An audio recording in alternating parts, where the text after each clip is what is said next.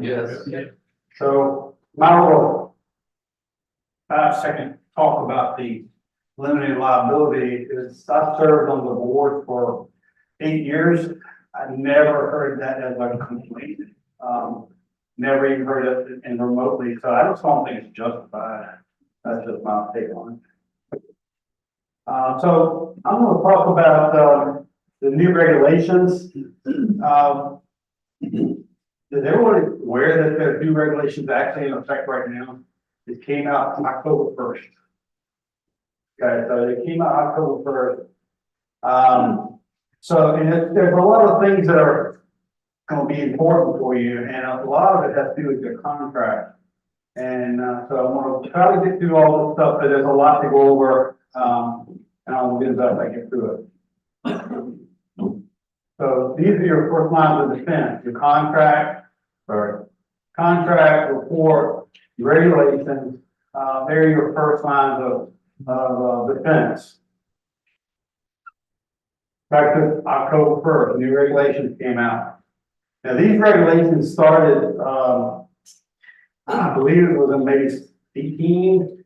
I was on the committee that basically went over the regulations and, made some suggestions and changes and,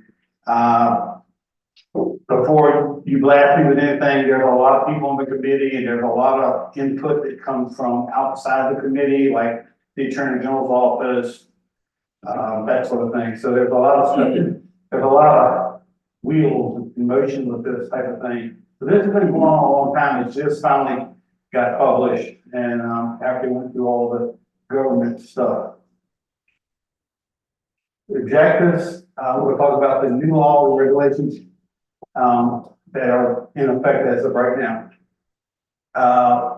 Some home inspection reporting requirements and the elements that are required in your contract.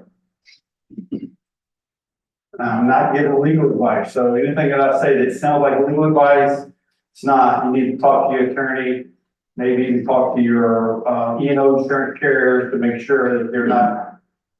But I'm just okay what the regulations say. If nothing else, when you walk away, I want you to understand that the home inspection regulations are not suggestions, that it's the law. They're mandatory minimum standards. I know a lot of home inspectors don't get that because you know, when I was on the board, I was commonly reviewing complaints and looking at, I saw a lot of reports, a lot of contracts, and a lot of them don't say that. They say that they're, you know, their reports are in compliance with something else, but it's not. It's the mandatory minimum is the regulations. It's the law. You can't opt out of the minimum standards. It's just, you can't do it. It's not in compliance with the regulations.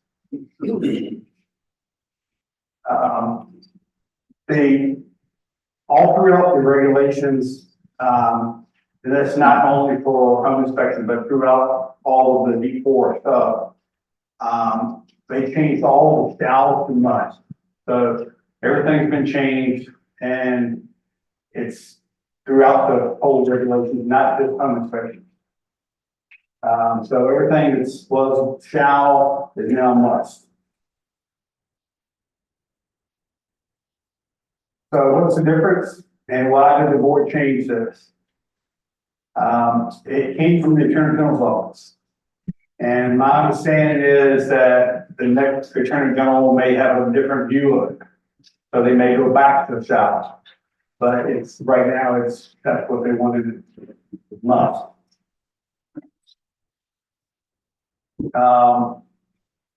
It clearly and definitively imposes a mandatory obligation.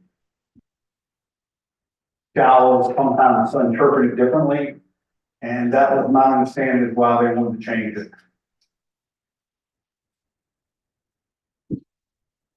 If you've heard of codification, but codification means that the regulations is the code. It is the Virginia code. done a lot of legal work. I was counting the other day, I've actually been in court 21 times. That's not counting the ones I've done that never made it to court. But in my experience, and this is just recently, I was in court and I was testifying against the contractor, and the attorney representing the contractor had a copy of the regulations in his hand and was asking me questions about it, and they were trying to trip me up, I think. But so it's what's going to be used. If you go to court or any type of legal thing, definitely in the deep world, it's the applied. So here's something I actually, copied and pasted, cut and paste off of a contract that I ran across, and it says the parties agreed that the Virginia law is the ASHE standard of practice. So when did the ASHE standard become the Virginia law? It's not. The law is the Virginia regulations. Important to remember is that the regulations that are published by associations like INTERNACHI or ASHE are not the same as the Virginia regulations. I could actually tell you a lot of differences, don't have time for that, but there's a lot of differences.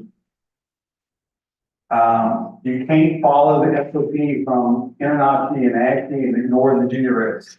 Can't do it. You have to follow the Virginia regulations.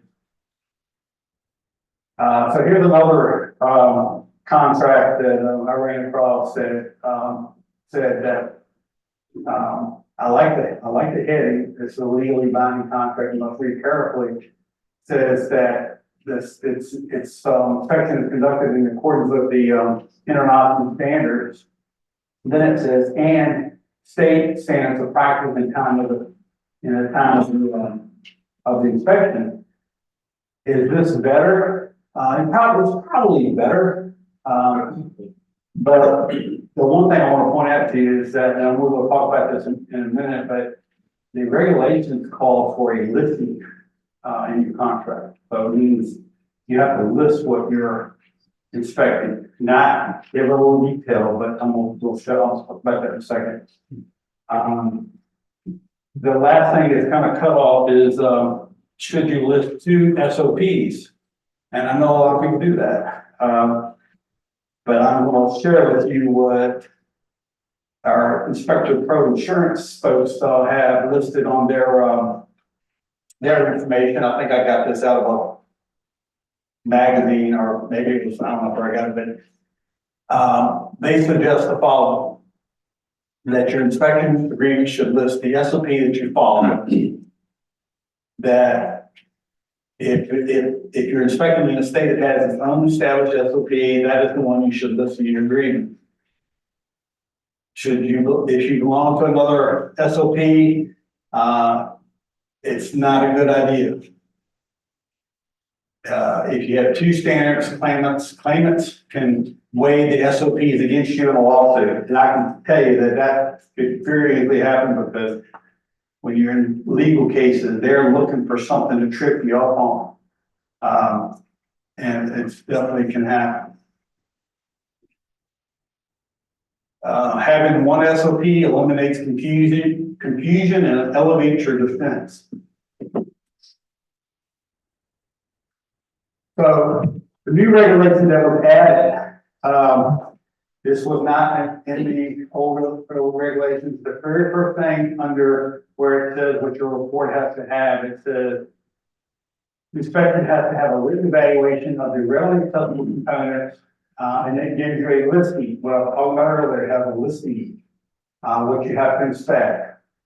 I could argue that that's probably not a complete list, but it's what's in the regulations.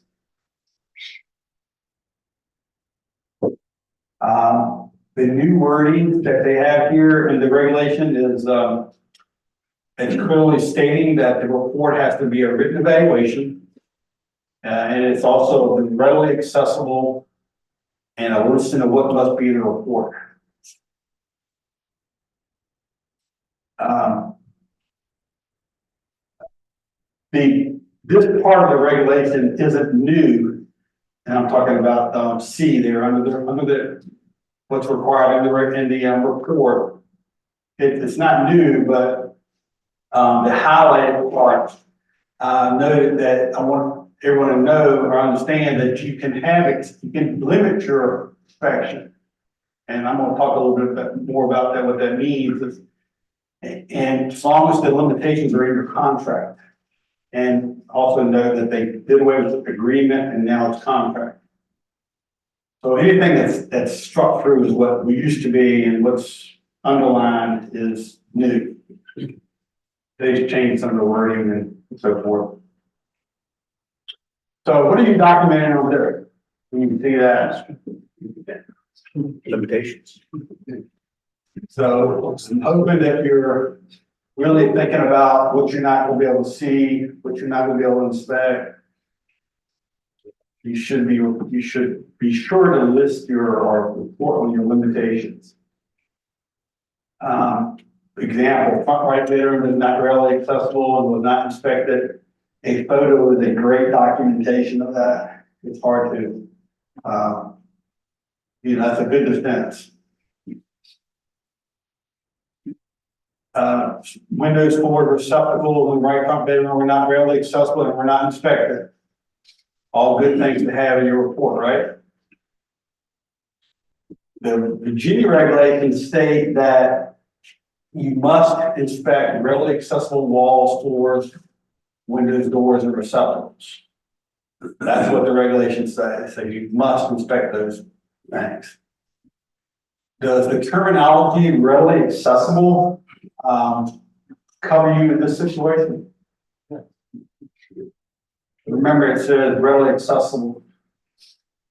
No, not unless you're reporting the limitations. You've got to report the limitation. The Virginia regulations state, to the extent that a component or system cannot be inspected, the home inspection must identify such component or system and provide an explanation why you couldn't inspect it.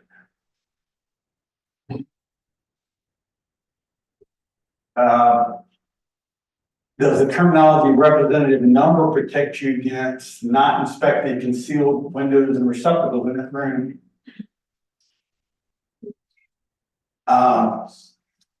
That word, that terminology, representative number, it doesn't appear in the Virginia regulations. That's Internet and ASHE terminology. Doesn't show up in the Virginia regulations.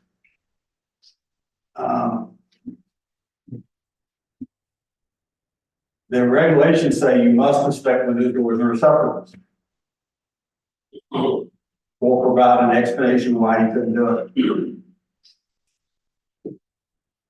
What's behind that curtain? That's what you got to think about. What's behind that curtain? What's behind all that junk? And this is actually, I did this inspection actually.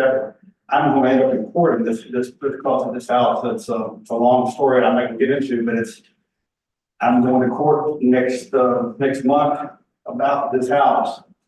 But behind that curtain, it's a window that's got damage. It's got spray foam in it. It's been so damaged. They repaired it with spray foam. That's So terminology matters. So you got to always remember that it matters when you're in the D4 thing, or if you're getting a complaint, or you're in court trying to defend what you've done, it matters greatly.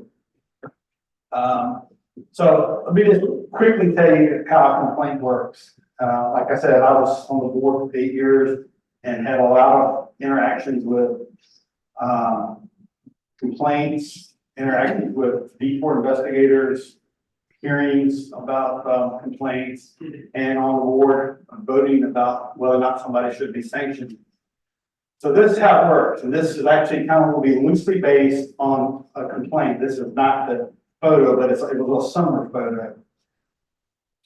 You get a complaint, and the complaint is that there was damaged or shorted out receptacles.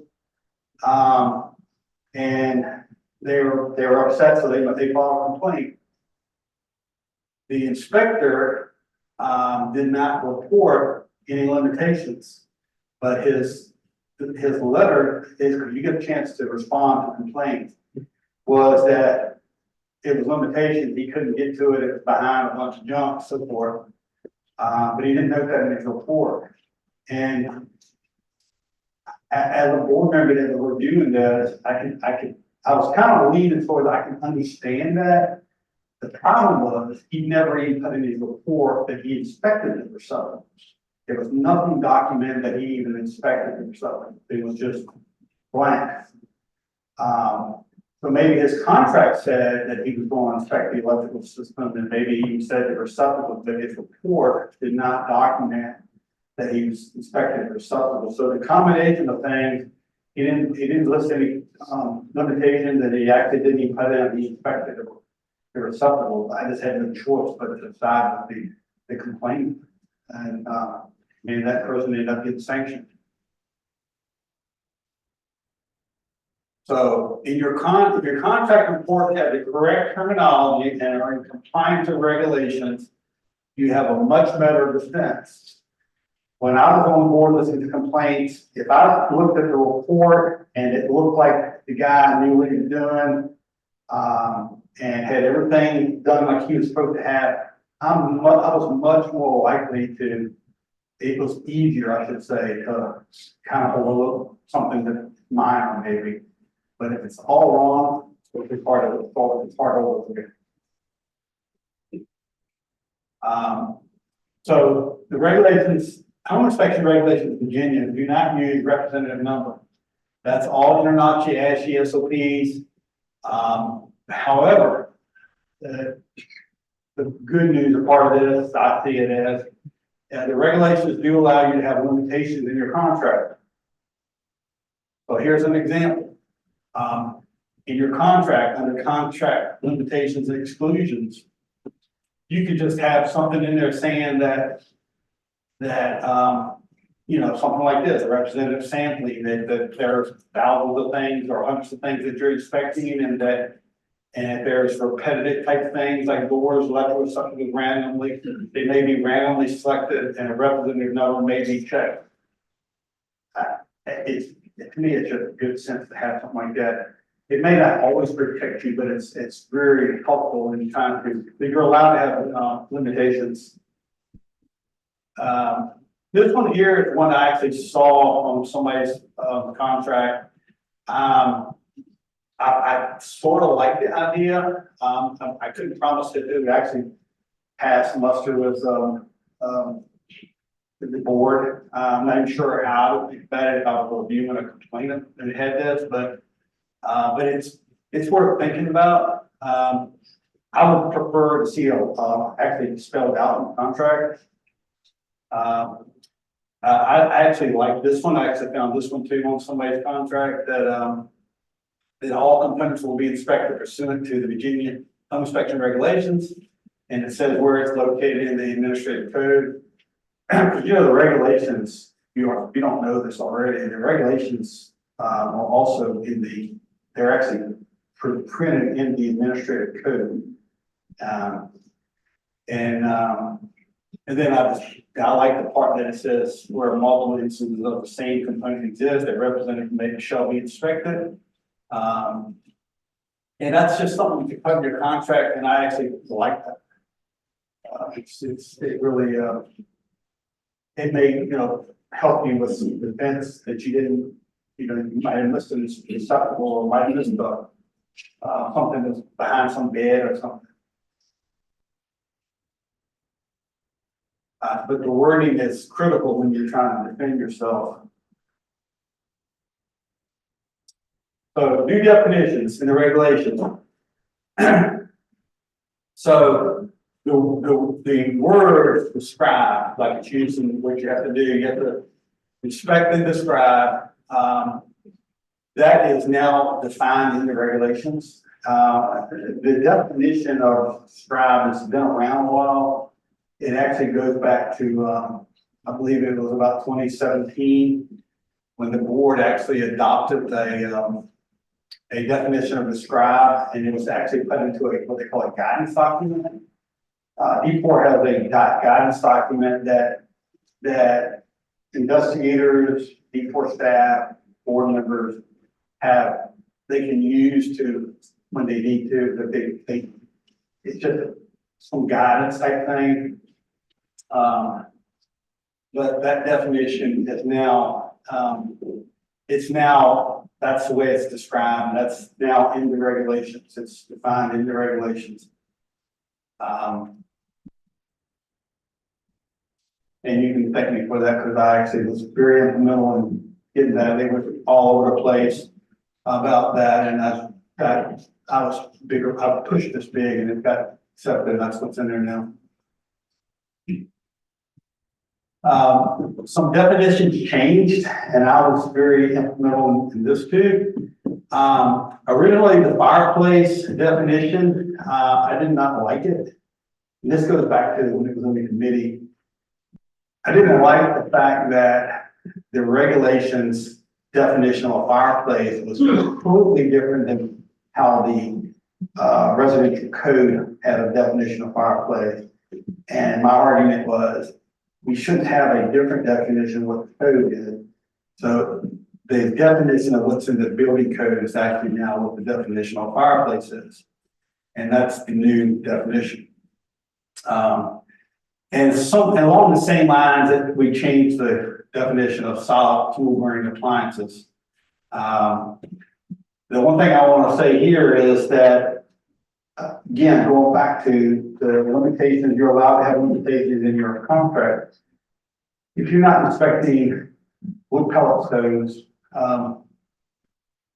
or even wood burning stoves, because I mean, I don't inspect pellet stoves. I mean, I might make a comment if I think it's too close to wood, or same thing with the wood burning stove. But if you're not going to inspect wood burning pellet appliances, you probably should have that limitation in the contract, because the regulations says you have to inspect. I don't think it's a good idea to inspect them myself. It's just too many things that could be wrong.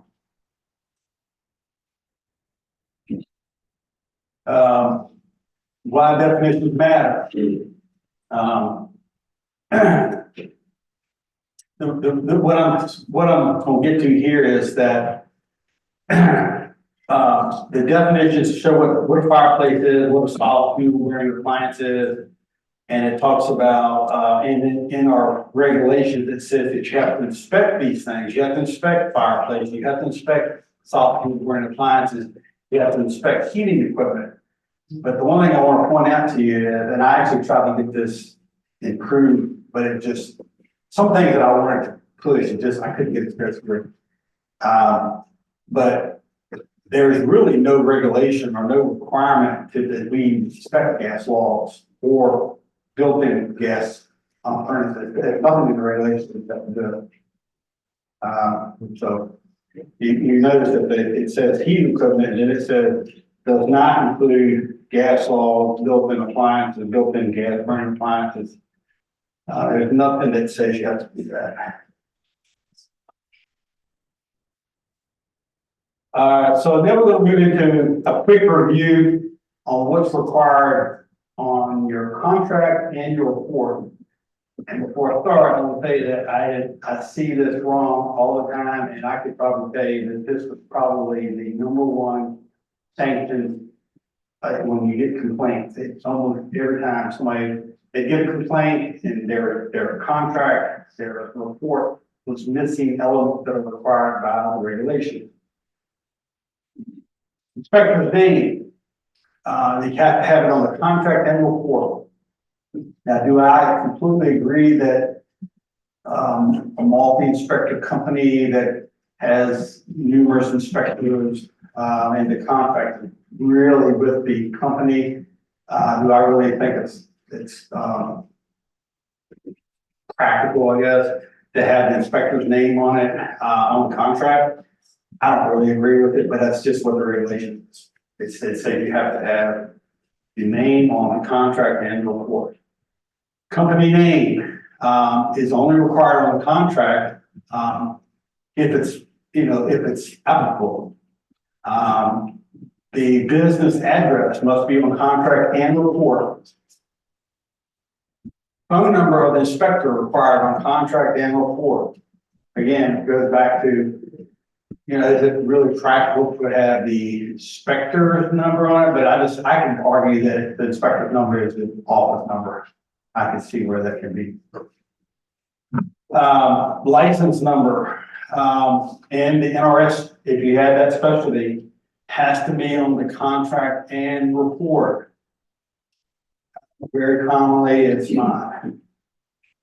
The license expiration is only required, it's not required on the contract, but it is required on report.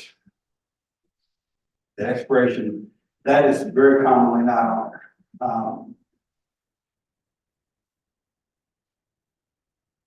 Question. Yeah. Hey, guys, we're holding the questions to the end. Let's don't start questions. All right, so changes on the report side, previously required on the report was a name, address, phone number of the client or the client's representative, if available at the time of inspection. Raise your hand if you ever comply with that. If you don't comply with that, the client's address, I'm talking about where he lives. I've never seen it on anybody's report. But anyway, it's changed. And I'll take credit for that too, because I was really pushing on this, but they changed it to, you have to have the name of their client on the report and contact information. The contact information could be a phone number, it could be an email address, or the client's representative. They took out the part if available.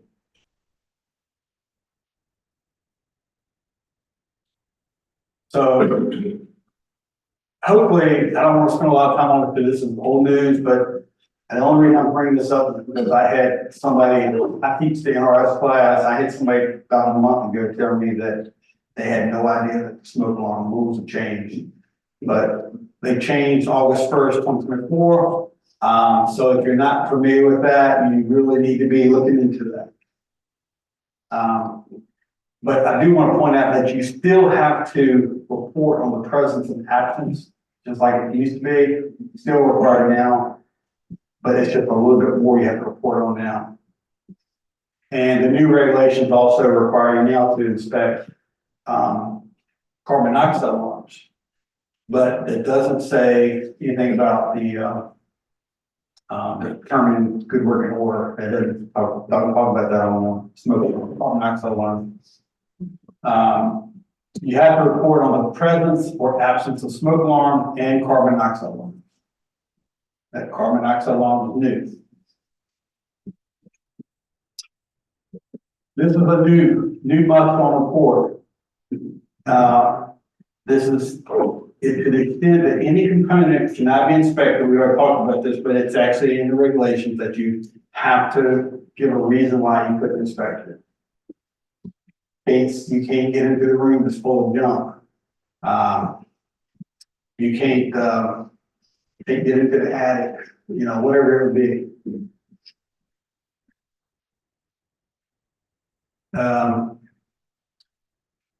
So this means the heating, cooling, plumbing, electrical systems, and this all should be listed in your report. You must be able to explain that in your report, how, anything that you couldn't inspect that's required in that listing has to be in your report why you couldn't do it.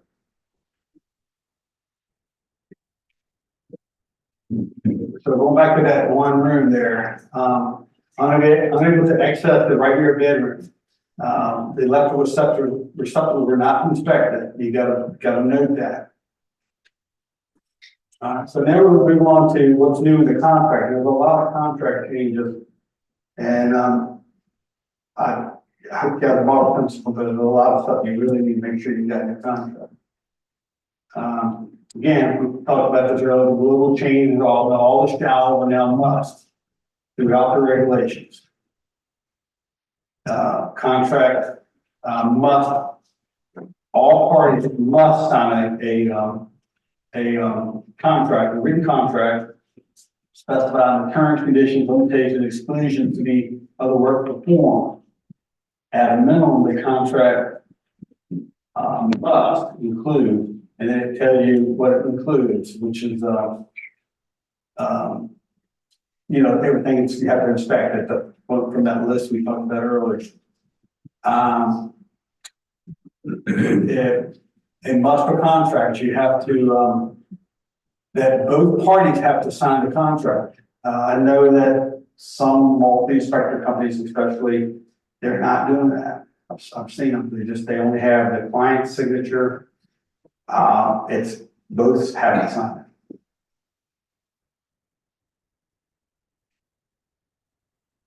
This is not new, but that's now a new part of the contract. Here's a new one that I don't think it's real popular among inspectors. I don't really care for that much even myself, but prior to the commencement of work or acceptance of payments, the contract must be signed by both the client or the authorized representative, which I guess it could be a realtor, and the licensee. The licensee must promptly deliver the client a fully executed copy of the contract prior to the work beginning. You can't put it off like it used to be and say, you know, sign it by the end of the day, or, you know, sign it before you can get your report. It has to be signed before you begin your work. Yeah, I know you're probably thinking, you know, well, who cares? But if you get a complaint and the investigator starts asking questions, and you say, and the person that's complaining said, well, I didn't sign a contract until I got ready to pull the report out the cloud or whatever. And that's going to be a problem because you have to do it prior to the you have to do it prior to the work. You also have to have estimated completion dates signed by all parties. So you have to have some kind of estimated time that you're going to get the report. And I think I have another slide on that in a second. It requires a signed contract prior to the inspection or accepting payment. Copy of the signed contract to the client. So if you have, you know, one of these services that are out there, you know, this is all can be done automatically for you. But if not, you just have to bring the contract, make sure they sign it before you start. And I can see where it could be a problem because people sometimes show up late and that sort of thing, and they don't. But you just want to have to make it clear you can't do the inspection until you get a contract. So this, I actually had a complaint that I dealt with at D4, where inspector he did the inspection. The client was told that the client supposedly said he wanted to be present. The inspector did the inspection without getting a contract and without telling the client when he was going to do it. And he refused to pay it. And long story short was the inspector threatened to sue the realtor because the realtor had set up the appointment, and the realtor filed a complaint, and he got sanctioned a lot more than the inspection was worth. But if you got a signed contract, you wouldn't have that kind of problem. You have to have anything that's changed in the contract in writing. Any modifications, that changes the cost, the scope of the work, estimated completion date. You know, example, if you get there and you told them in the contract that you sent to them previously that, you would have the contract, you'd have the, report to them within, let's just say 24 hours, and you get there and you realize it's a big piece of junk and it's gonna take you a week to get a report. You gotta have that in writing. Again, it has to be signed by all parties. Ideas on how to comply. Does anybody have any thoughts on that? I mean, I have a couple thoughts, but my thought is you have to have a blank contract with you, especially if you're doing them digitally ahead of time and something get there and something needs to be changed, modified. I mean, I just don't know how you're gonna do it. I mean, I guess you could do it digitally on site too, but that's probably the better way to just have a blank contract with you. Excuse me. We're holding questions to the end. Okay. So in a few slides, you'll see this again, but I'm gonna wait just a minute, but it required, the new regulation requires a statement in your contract disclosing this, which emphasizes, this will be emphasized again in just a minute. This is not new. This is just kind of been, they kind of reworded some stuff. But that's just what's required in the contract. Just some rewording. It was already required for the most part.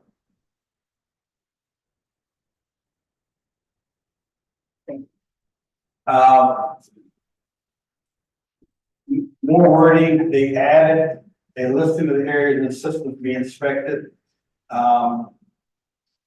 Then they deleted that last part, which was on there previously. Going back to this purpose and scope, you know, in the report, we're talking about, when I'm starting the contract, you gotta have what type of standards you're complying with, and you talked about that earlier. It's probably it's not a good idea to list more than the state standards or the state regulations.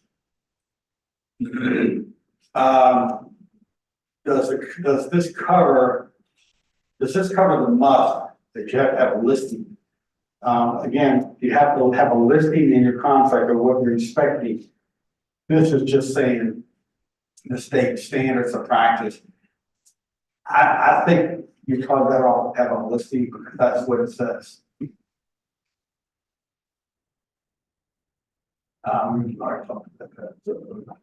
Here's the listing.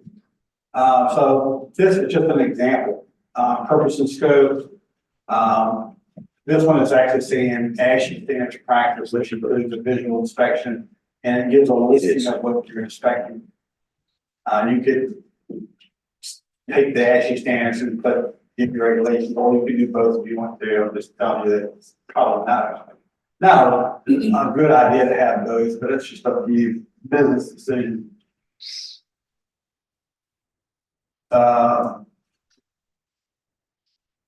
Again, the ASHI SOP and Virginia regs are not the same. There's a lot of differences. Same thing with InterNACHI.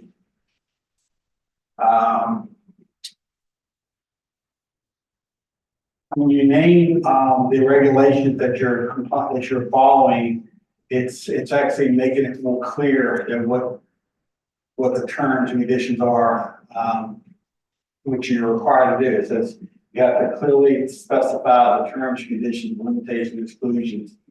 So if you name the Virginia regulations, they clearly specify those terms, conditions, and the many limitations. The inspection report will be completed using the regulations set forth in the Code of Virginia for licensed inspectors. I'm just giving examples.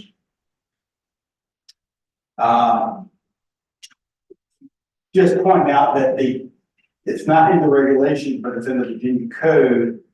It defines what a home inspection is. It basically gives that same listing that we've talked about, and it also says that you can limit your inspection if you have it in the contract. That's in the definition of home inspection is in the Virginia Administrative Code. It's not in the regulations.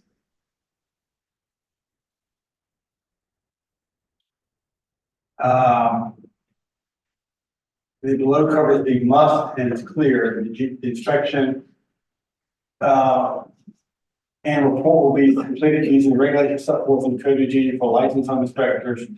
And this gives a listing. That's very clear on what you're inspecting.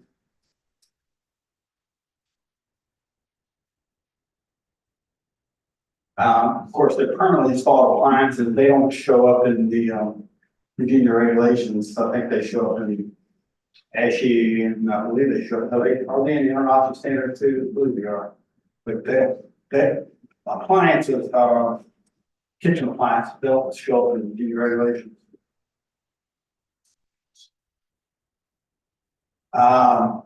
You have to have a statement that the inspection does not include a review of a compliance or for compliance with the Virginia regulatory requirements of Virginia's Uniform State Law Building Code, other codes and regulations, laws, ordinances.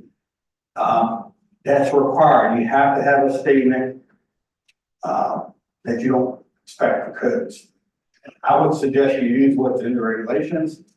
I've never, as a board member, I never had an issue with it. Didn't say that exactly, but I was just looking for if you're not doing code inspections, but to be on the safe side, you probably should listen to what the regulations say.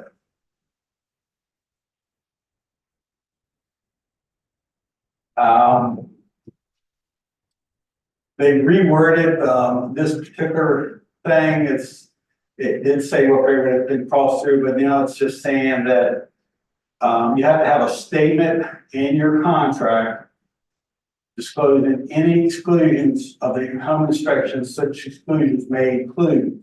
So they changed the wording of it. Before it said shall be noted as exclusions. So before you had to note down, but now it says that it basically says it gives you you have to disclose exclusions, but you can list it. It just gives you an example of what you can exclude. So these are what's listed in the new regulations. Condition systems that are not rail accessible, main life, strength, adequacy of systems, the cause of any condition or deficiency, the methods, materials, or cost of corrections, the future conditions, including failure of system components, the suitability of the property that for any specialized use. Like, for example, one time I did an inspection for a person buying a house and they were going to flip it into a daycare, and they asked me if I could tell them about if they could do that. And I said, I don't do that. So that's just an example. The list continues, and again, this is all in the new regulations that such exclusions may include the market value of property, the advisability of purchase of property, the presence of diseases harmful to humans, potentially hazardous plants, poison ivy, by the way, or animals will destroy organisms, mold. If you're not inspecting these things, you're supposed to you have to list this in your contract as an exclusion. Again, it goes on to environmental hazards, the effectiveness of any system that's, like, for example, maybe a radon mitigation system, the operating cost of systems, the acoustical properties. I had a client one time that complained, and this is true, I know you'll probably laugh, but he complained that there was too much echo, and he didn't understand why I didn't report that. And I said, I don't do that, you know. So the presence of recalls, the inspection of outbuildings, all that to be excluded if you're not inspecting them. What's an outbuilding? It's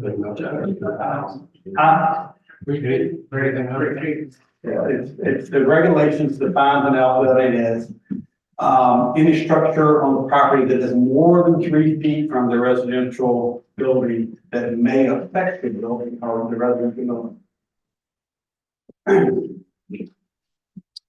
Could a shed, detached garage or carport, could this be that? Yeah. So if you're not inspecting detached garage that's, more than 3 feet away or carport, you need to have that in your contract. Nothing saying that you can't charge extra for detached garage or detached carport, or, because a lot of times, you get there and they say, well, I want to inspect that, barn. You can charge extra.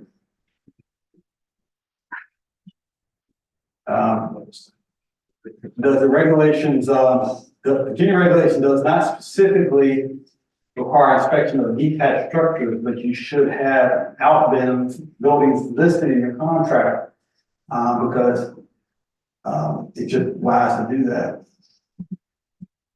I don't inspect outbuildings unless somebody's paying me for it.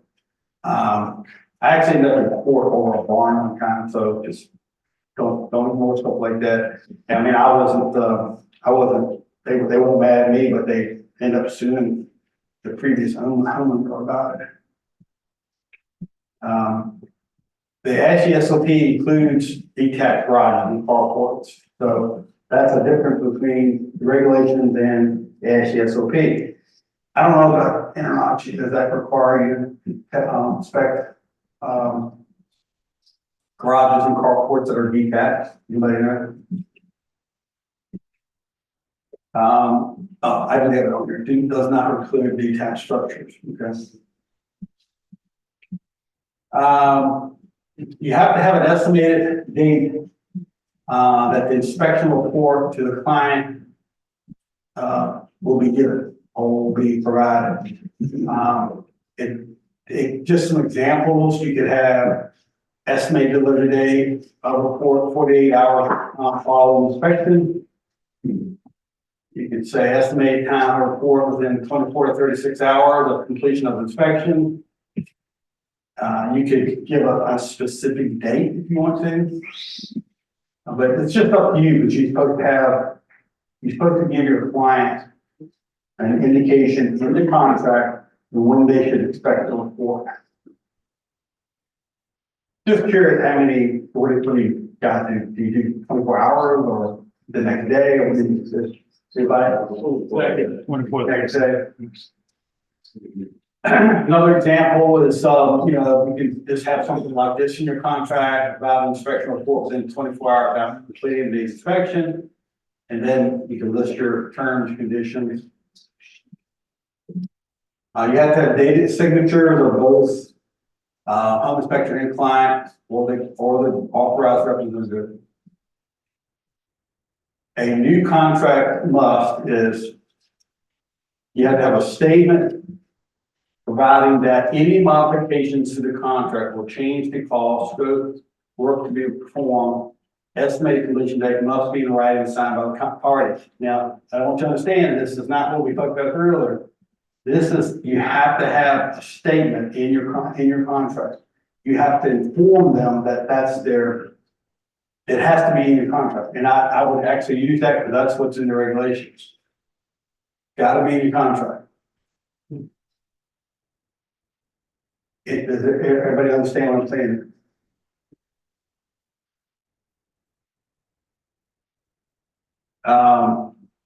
So just want to note that number 10 is sort of a repeat of the previous thing we talked about that requires a statement contract disclosing this. But this sort of emphasizes that importance. So that's actually sort of talked about twice in the regulation. So it's important that you keep that, make sure you comply with that.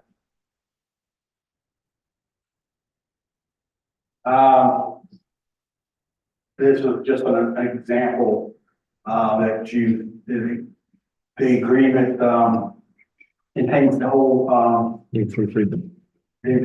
agreement contains the entire agreement between the client and the company. This document supersedes all representations, both oral and written, among the parties. And then any modification to the agreement which changes the cost, the scope of the work, or the estimated completion date must be in writing and signed by all parties. Just an example of how you can comply with that.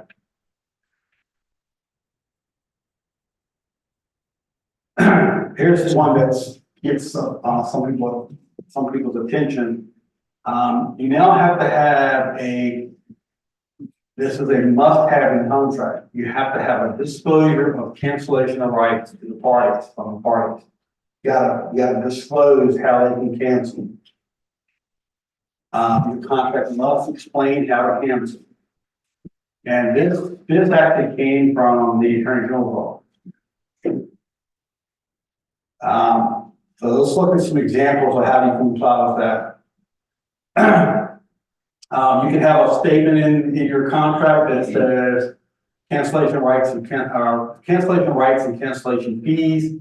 And you can just basically say that they can cancel, and then there's what they have to pay, you know, if they cancel, you know, less than 24 hours, maybe you might not want to charge. I'm not saying to do that. I'm just saying this might be just an example.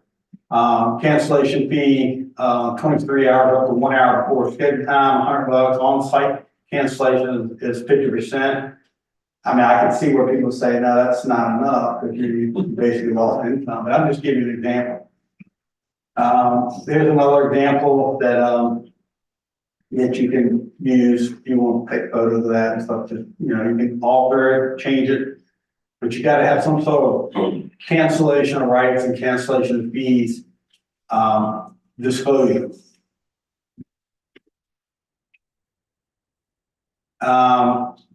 Here's one that this was not in the regulation, but just one I was thinking about.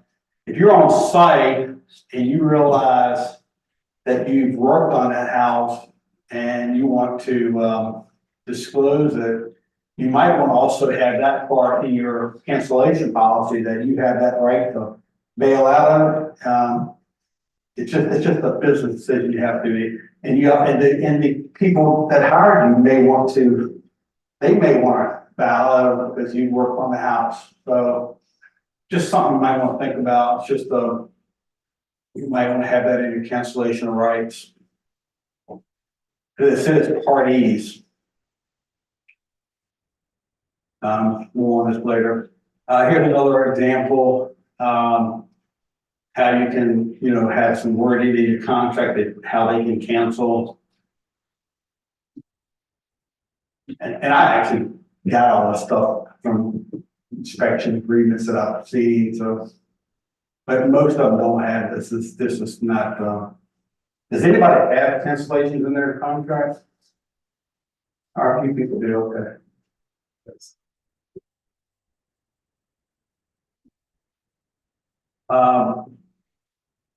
Another example, this is just giving, you know, that it's basically just telling that they're reserving a time spot and that, you know, it will cost you money basically if you get canceled at the last minute, blah, blah, blah. But just another example. So we talked about this earlier. I'm going to quickly go through this. So you remember that limitation of liability bill that came up a few years back. And I don't know this for sure, but I think this is the next requirement came from this. So what is limitation of liability? Basically, it limits your liability, puts a cap on your financial responsibility for missing or admitting defects. For example, if you miss a roof leak, the client has damage, they may want you to pay for a new roof. The limitation of liability clause can restrict the client's demand to an inspection fee.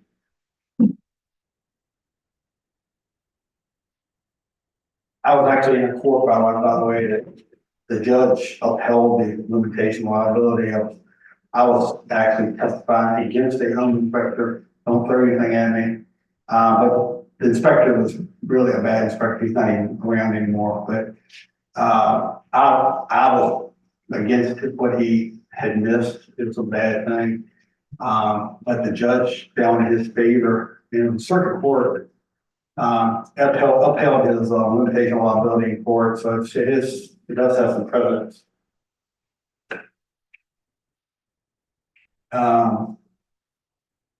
So D4 was asked to evaluate that back in, I think it was 2018 or something like that.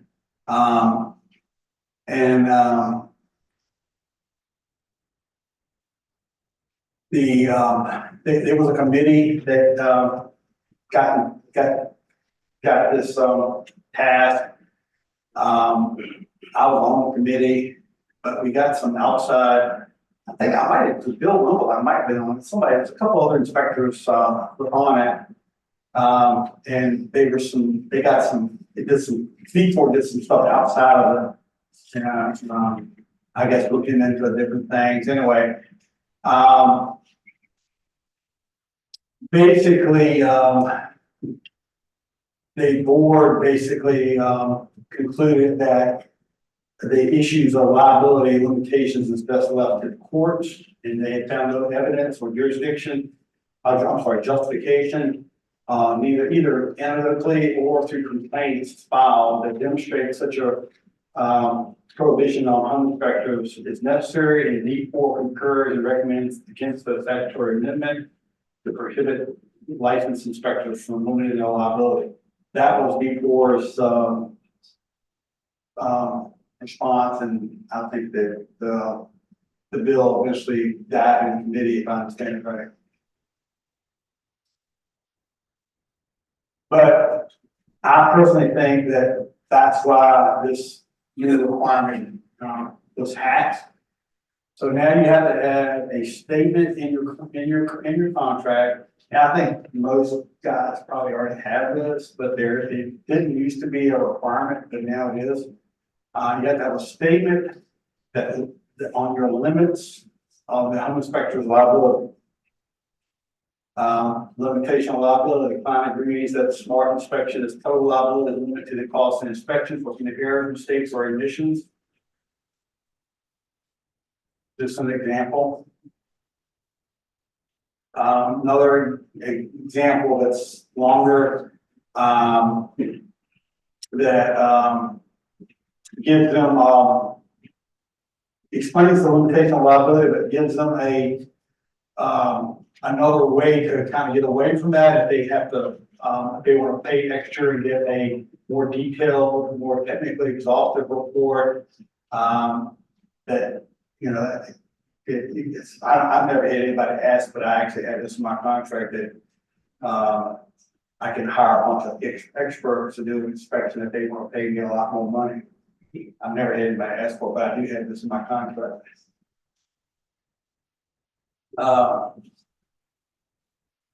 Some contracts that I've seen list that the limit is twice the amount of inspection fee. But most people, I think, use the inspection fee. I've seen other things too, but it's that's another way that you can, if you don't want to be held to the limitation of liability, a minimum fee of $2,500 requires quote that a comprehensive inspection would be done.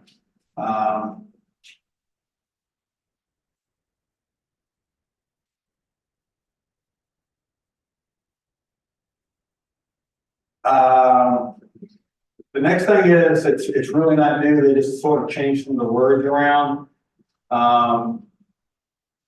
That home inspection contract must make written disclosure of the home inspection report is based on a visual inspection. That was already in the regulations. It's just word a little change some of the words, but make sure you have that. Hyper.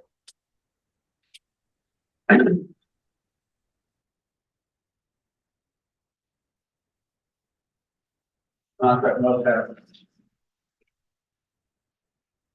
Here's an example. No guarantee, no warranty, no guarantee. I understand that the inspection report is based on visual observations. Gotta have that in your, you gotta have something like that, and this is just an example. You gotta have something like that in your contract. Another example, no warranty or guarantee.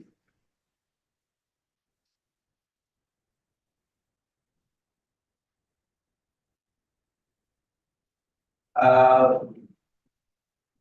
B, was new when the smoke alarm regulations changed, in August of 24. That basically said you can't, we talked about the limitations in your contract and you're allowed to do limitations, you can't do smoke alarm. And I'll tell you why that happened is that, because I actually chaired the committee for the smoke alarms, new rules. And he got letters complaining from home inspectors, about it. And some of the letters said, if it passes, I'm just going to, contract out. So the Corps said, well, we gotta put a stop to that. So they, new regulation, can't exclude home inspectors, can't exclude smoke alarms from the contract. On your report.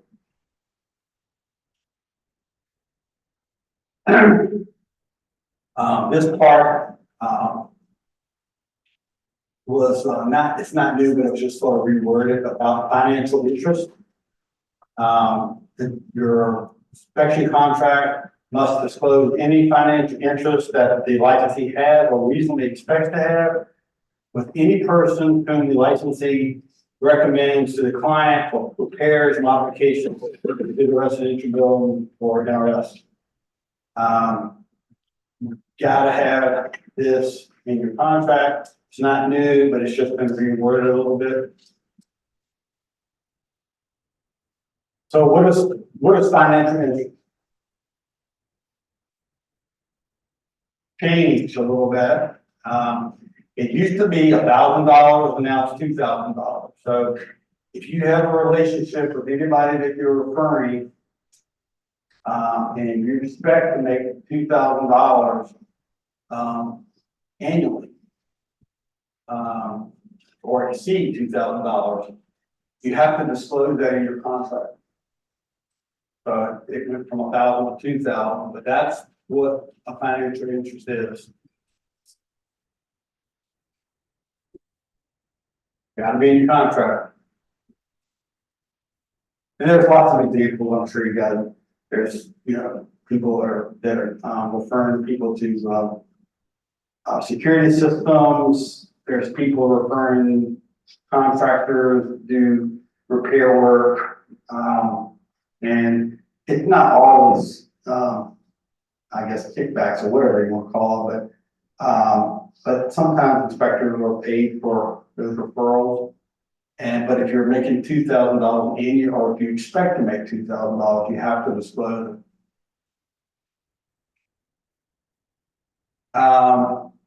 Again, must disclose any financial interest that you may have. You have to disclose it in your contract. So let's look at some examples, how you can disclose it. Referral, you can just have a section in your contract that says referral financial disclosure, and you can just say that that you have a professional relationship and a working relationship, and then you could, and this one just said somewhat beyond just a referral, and you could just list out the ones that you recommend. And or if you don't have any, you can just not, you don't have to have it, you don't have any, but you could also say you don't have any. Here's another example of how you could handle that. This one's listing as an example, home security systems. You could just have something like this in your contract. And you can just, take this and work it however it fits your business. And if you have no financial relationship, you could also disclose it, but it's not required. And it's just an example how you could do that. There's no financial interest with any realtor. or any contractor or any persons.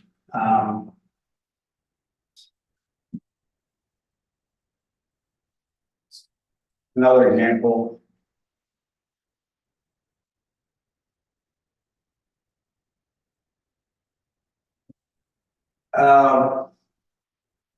So now we're going into a little bit to what, there's a section in the regulations that lists conflicts of interest. In the conflict of interest section of the regulations, it also, it's not new, it was always there, but it wasn't always required in a contract, but now, but it's always been in the conflict of interest section. So that part's not new, but again, it's listed. So you gotta be aware of that too. It's, if you have a financial interest and you're not telling people about it, it's a conflict of interest.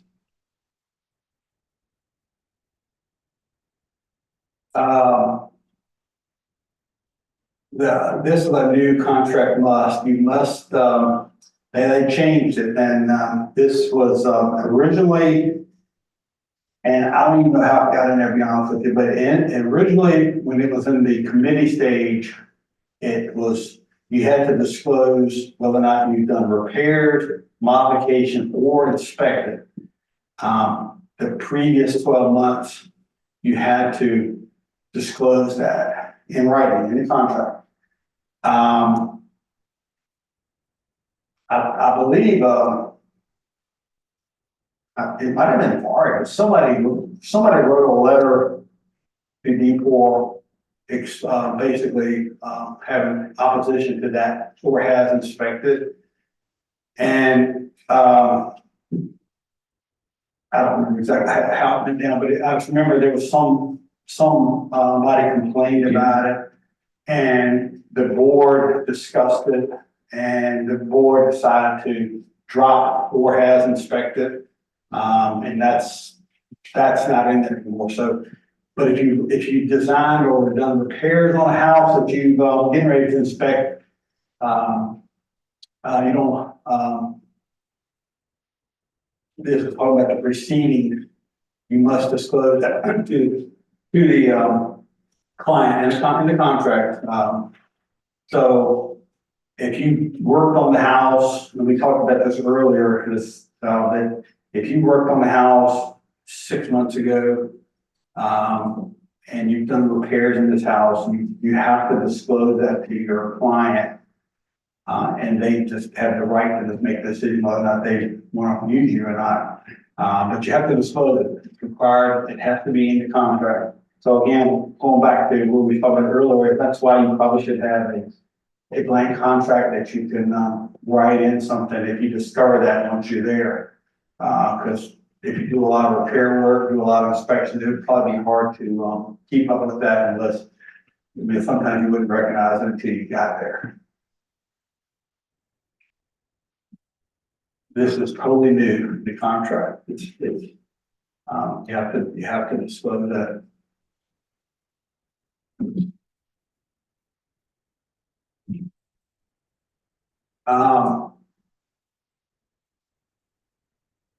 If the inspector has designed the form fair, that's just what I just talked about. Actually, I don't know why I haven't twice, but sorry about that. This is still also listed in the standard of conduct as a conflict of interest, but now it also has to be in the contract. I don't know why I have it in there sometimes, but anyway, I can see this causing trouble, and it's going to end up having people getting sanctioned. So you got to make sure you are compliant with this. If you get a complaint, they're going to look at everything, and if it's discovered that you worked on the house and you didn't disclose it, it's going to be trouble. You'll get sanctioned over it. So ideas on how to comply with that. Does anybody have any other than just having a blank contract, or you do your contract on site? Maybe is there any other ideas? Maybe the safest way is to have a contract addendum on hand that you've already got a signed contract. Maybe you could just, have an addendum that you discovered that you worked on the house and that you want to disclose that to the client and have the client sign off on it if they're okay with it.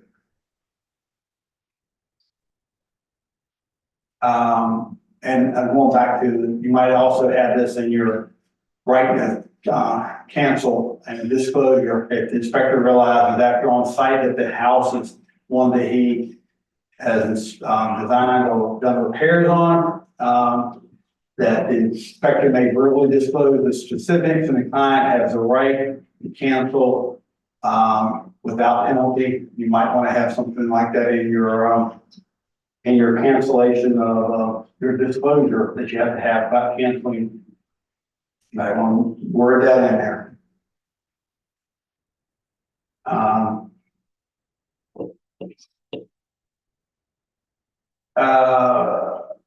This is going back to the conflict of interest. This is the one that you can't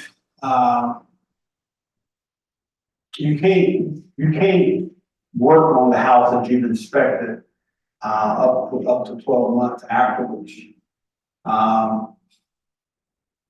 Except in cases where the inspector purchased the house. There was a question brought up, it's just to be clear, the violation, if you inspected the house and you work on it afterwards, a question came up at one of the last times I talked about this, about, what if you do the inspection and you go back later and like add a ceiling fan or it's really a modification. It's really not allowed. It's probably something that you'll get away with until you get caught and then you will get sanctioned. As well, I was trying to remember that, but somebody asked me a question about ceiling fan or building addition. If it wasn't part of the original house, I think it's really kind of still a modification. I think it's risky.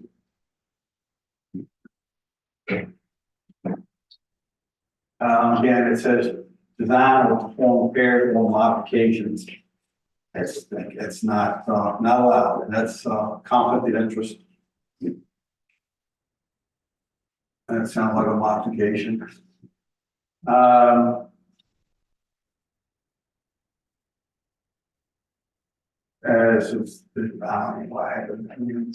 So just to be clear, you have to have worked on, if you worked on the house, Stephen Cole, this is actually not, this is something that should took out, but you get that. So it's a conflict of interest that if you make repairs after you do the inspection, you also have to disclose financial interest. We already talked about that. Sorry about that. Let's see.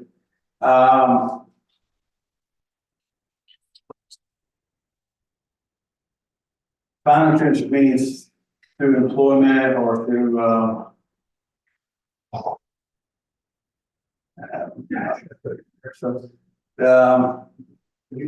notwithstanding the provisions of 18 VAC 1540, the license shall not disclose any information resulting in the home inspection without the approval of the client. This is in conflict of interest that you can't disclose information without your client's permission. But you can disclose things that are in situations that are of imminent danger. Like, if they have something that's dangerous, you could disclose that to, let's just say, the realtor or the homeowners that own the house or, whatever.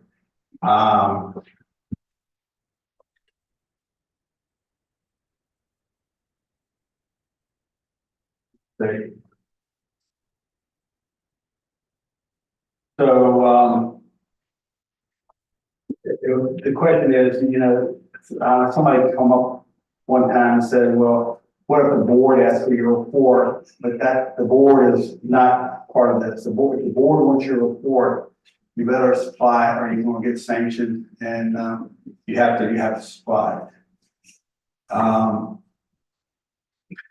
So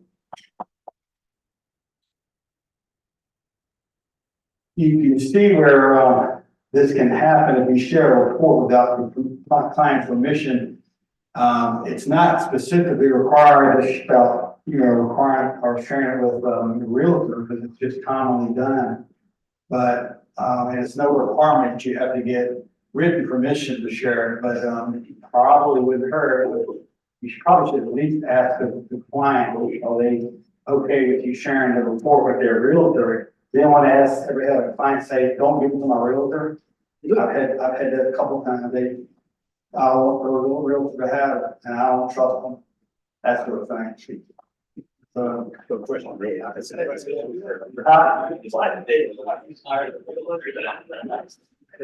actually had a partner, they said they don't want to give it to the realtor.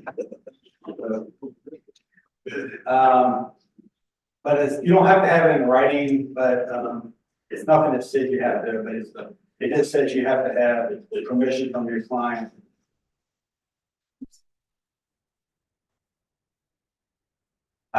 This is just an example of how you could, get permission, in writing if you wanted to. It's not required, but, customer authorizes, but doesn't authorize that the report be given to the real estate agent. Not required. So just want to make sure you don't have to do that. It just says that you have to have permission. It doesn't say it has to be in writing.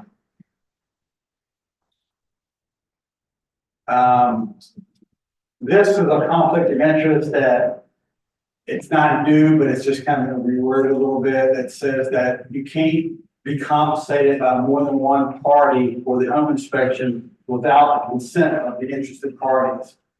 I've never, out in my years of on the board, I never had to come up as a complaint or anything, but and I know a lot of people get paid by the realtor, and that may be something like that, but I can't really think of anything else other than that. But basically, you can't be paid by more than one per person. And I think I remember one time. I think I one time actually hit the seller offered to pay for the inspection, but I was doing it for the person buying it. I don't remember the detail about it. I remember saying that I'm not going to do that. It's too muddy for the water too much. Does anybody else have anything about along those lines? Have more than one person pay for the inspection? Yeah, Excuse me? but my contracts were set up from the beginning to allow things like that. Like who would be paying you? Well, realtor, the property manager, the seller, buyer would split it, landlord. Okay.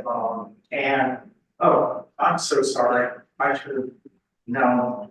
The only thing I do if I had a split contract is I clearly define who the client is. Yeah. The client is this person, this other person is just paying the part. Yeah. Yeah, I struggle a little bit with, because I mean, I've had this before, but realtors that are representing my client want to pay for the inspection. And, I'll be honest, I usually accept it, but I do wonder sometimes if that's money in the water because someone else is paying you for the inspection, but I've never had any use of it. 10 minutes. Excuse me. Yeah, 10 minutes, right? Okay. We're not taking questions yet. 10 more minutes before we start taking questions. Well, the slide will be gone. This does he that the licensee must not accept or offer permission or allowances indirectly or indirectly from other parties dealing with the client in connection with the home inspection This additionally, the licensee must not enter into any financial relationship with any party that will compromise the licensing commitment to the best interest of the licensing client. Does D in the conflict of interest, does that sound like that it's painful to go with, a conflict of interest? To me, it's kind of really getting close to it, and, this has never came up, it never came up at D4, but I always hoping it would, because I love that it's been part of trying to, make this deciphered, but, you know, some inspectors pay for referrals, and I'm not gonna go down that rabbit hole, but, it's, sounds like it could be a conflict of interest, never been tested at D4.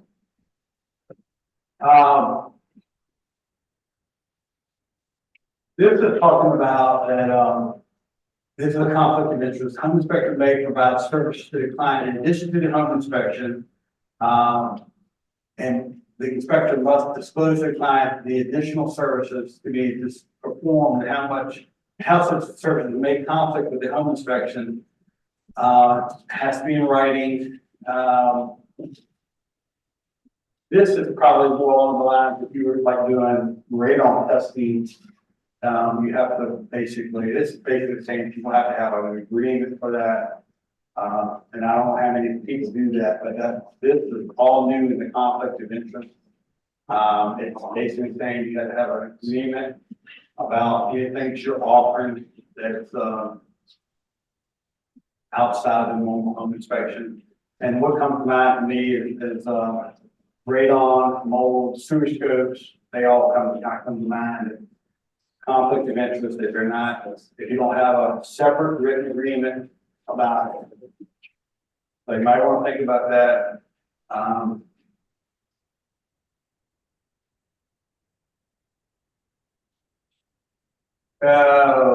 This is just basically, this is not new, this is also just saying that home inspection must not use the pretext of the license to solicit or obtain work in other field except for additional diagnostic or inspections or testing.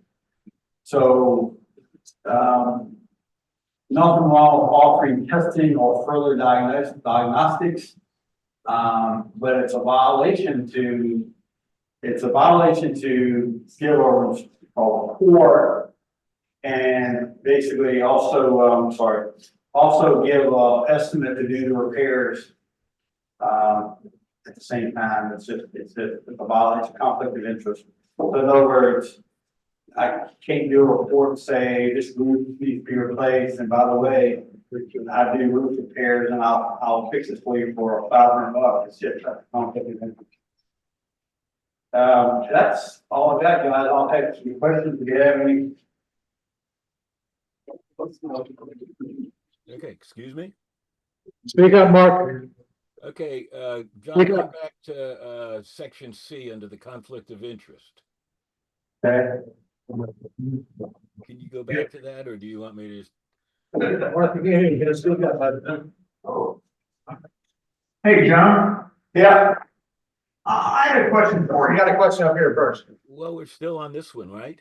That's right. You're Mark, you're talking. Okay.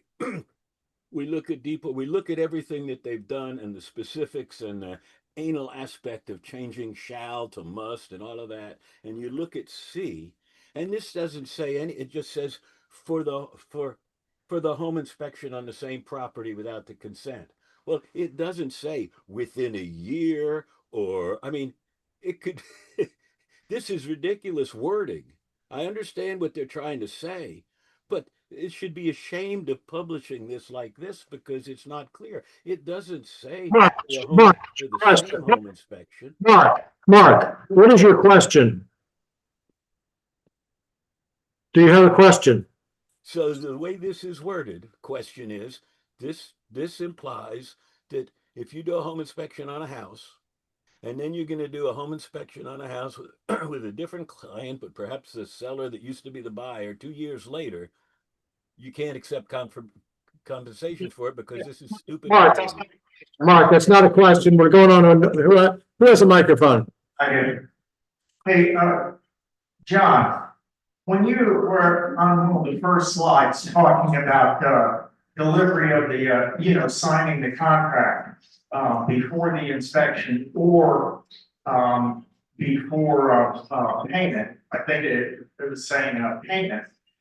Or to be, can mean, the either one, in that circumstance.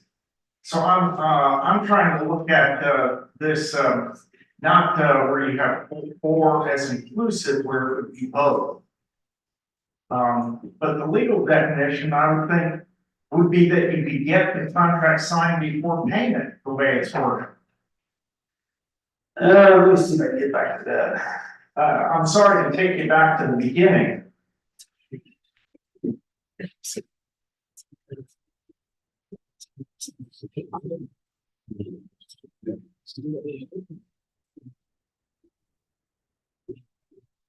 It was highlighted in yellow. It's what, how do you get the contract signed? Yeah, I remember it. You've been taking time here.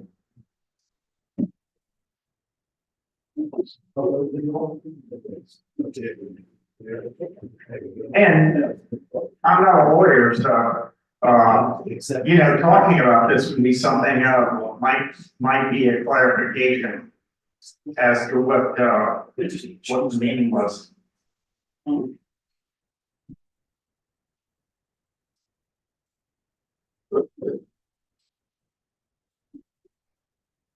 Let's do it, Dan, real quick, so just bear with me a second. This is, No.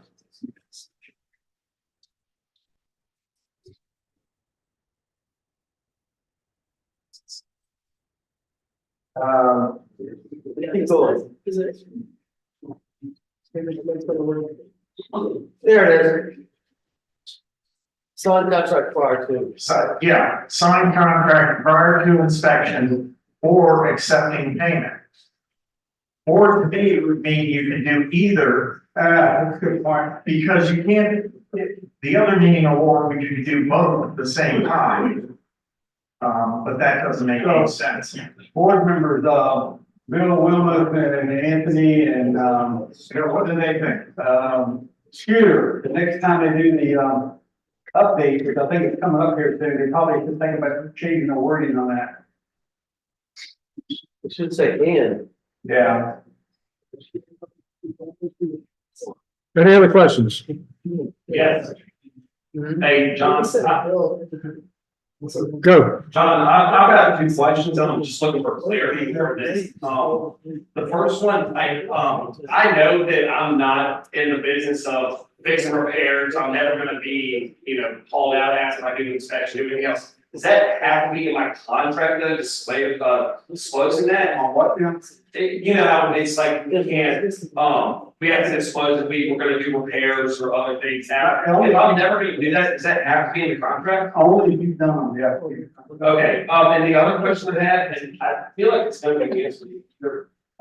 If my contract is missing something, but the work has it in there, let's just say, I'm not gonna do outhouses or things like that, and for some reason, it's not in the contract, but on the report, I check the disclaimer saying we don't do outhouses, does the contract supersede the report, or if it's on one, like? The way the regulations are, if you're not going to do those, you gotta have them listed as exclusions In the contract, even if it's on. on the contract. Okay. John, this is primarily for InspectPro. For those companies that base their contracts and their written part of the contracts on what InspectPro has provided them, does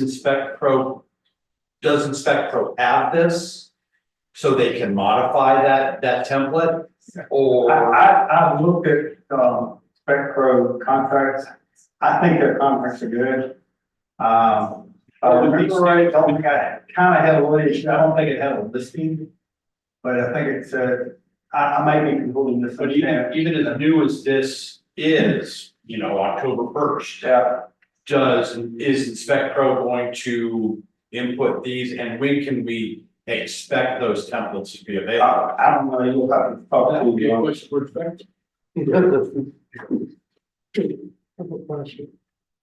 So, just if Robert Wilkins can meet your copy of your slides, so I can look at. And, Can we get her a microphone? She's just asking for slides. I'll tell you, I'll be honest with you, I've looked at a lot of contracts and probably Inspect Pro is probably one of the ones that I find the least things I don't like. So, but I kind of expect that, and they're sharing that business, but, there's a lot of them that I find a lot of fault with, and I'll be honest with you, when I was doing, in the before, when I was doing sanctions, I could most always find something that I could add to the sanctions, because it was rarely right. It was rarely completely correct. But I'll tell you that I always thought that the guys who get the complaints for the most part are the guys not coming to these kind of things. They're out there, they're not getting education, they don't know what's required. I actually had a guy in a hearing one time tell me that he worked for a multi-inspector company, and he told me that, you know, his company, had policies, and I said, I believe you. I said, but unfortunately, D4 doesn't license the company, they license you, and you are the ones with a sanction. So, you know, it's just, you gotta make sure your company has got the rules right. I have a question about the repairs. How broad is that? Because, an example, you broke an access attic for drywall. Technically not allowed to provide them with another piece of drywall. Are you talking about like he did something? Yes. Or the garage door came loose and broke it, and Yeah. you go there and they splice for them, something like that. I don't really, I can't really say for sure how this will be looked at. The board, you got 3 inspectors here are on board, and the board has 14 members of all kinds of different people. They have all different personalities, and me personally, I would say that if you are inspecting a house and you did something to damage something and you want to try to fix it, make it, I would just get something in writing saying that you're not taking any money for it and you're fixing it because you broke it. And I personally think it'd probably be all right. But Shane, what do you got? Shane? Yes, so my question is, at the beginning, you were talking about how that with the SOPs, you cannot ignore them, you cannot override them.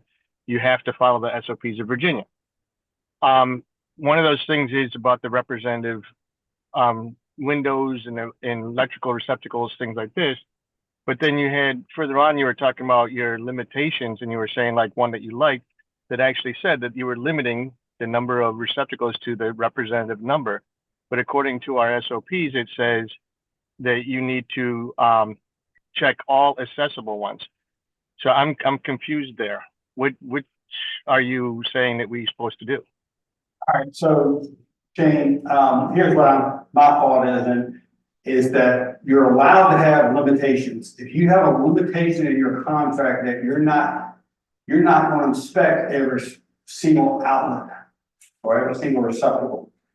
I personally see it as that you're allowed to do that because the regulations say you're allowed to do it, but it has to be in your contract. And you're right, the regulations say you have to inspect it. The way it's worded, you have to inspect every one, but it's not reasonable. No one here in this room, I'm sure, is checking every receptacle behind beds. So what I'm saying is you ought to have a limitation in your contract that you're not moving furniture, you're not checking every receptacle, you're checking the ones that are accessible. Right. So if we're saying that we're checking, but if you're saying representative number, you're no longer doing everything accessible. You're just doing a representative number. So at what point are you violating or going beyond your SOPs? Just that you're limiting things that are part of the SOPs. Maybe I used the wrong word with representative alternative, I'm sorry, a random sample, but I think that you're allowed to have limitations, and as long as you word those limitations in your contract, because the regulations say you can have limitations, and you just have to describe what the limitations are. Any other questions? I want to go back to the gentleman that asked the question about the repair. I will tell you one story that, there was a before, I'm sorry, it was a licensee years back that, he missed, I don't want to get too far into the weeds, but he missed a defect, and the people complained, and he went back to do the repair, and he messed it up even worse, and they filed a complaint. And for not only sanctioning him for the first thing, but they sanctioned him for doing work that he wasn't licensed to do. So, gotta be careful. And it's a big sanction. So John, can we use the word agreement or do we have to use the word contract? I mean, I think it's going to kind of split the hairs myself, but they changed it to contract.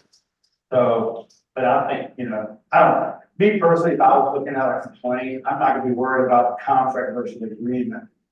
Okay, also, is it Virginia SOP, Virginia regulations, or Virginia code when we write our contract?